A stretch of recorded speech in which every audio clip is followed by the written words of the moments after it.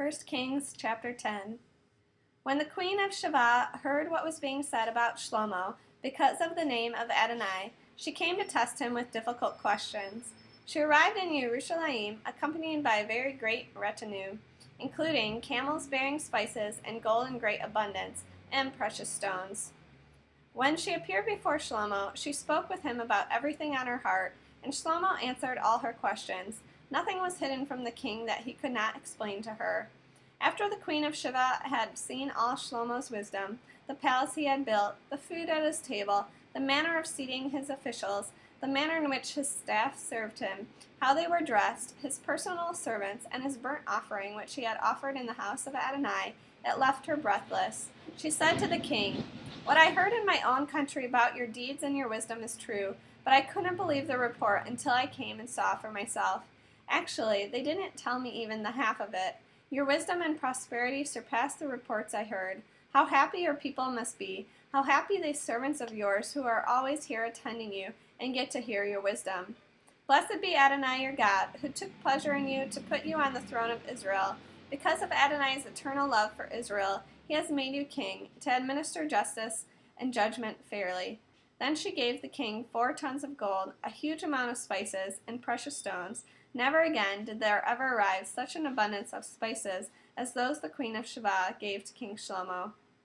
Hiram's fleet, which had brought gold from Ophir, now brought in from Ophir a large quantity of sandalwood and precious stones. The king used the sandalwood to make columns for the house of Adonai and for the royal palace, and also lyres and lutes for the singers.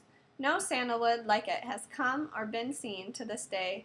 King Shlomo gave the queen of Sheba everything she wanted, whatever she asked, in addition to the presents he gave her on his own initiative. After this, she returned and went back to her own country, she and her servants. The weight of the gold Shlomo received annually came to 22 tons of gold, besides that which came from sales tax, customs, duties, and assessments collected by all the kings of the mixed people and by the district governors. King Shlomo made 200 large shields of hammered gold. 15 pounds of gold went into one shield. He made 300 more shields of hammered gold, and 3 3/4 pounds going into one shield. The king put these in the house of the Lebanon forest. The king also made a large throne of ivory and overlaid it with the finest gold. The throne had 6 steps, a back with a rounded top, arms on either side of the seat, 2 lions standing beside the arms, and 12 more lions standing on each side of the 6 steps. Nothing like it had ever been made in any kingdom. All King Shlomo's drinking vessels were of gold, and all the utensils in the house of the Lebanon forest were of pure gold. None was of silver, for in Shlomo's time it was regarded as having little value. The king had a fleet of large Tarshish ships, along with the Hiram's fleet. Once every 3 years the Tarshish fleet came in, bringing gold, silver, ivory, apes, and peacocks. So King Shlomo surpassed all the kings on earth in both wealth and wisdom. All the earth sought to have an audience with Shlomo in order to hear his wisdom, which God had put in his heart.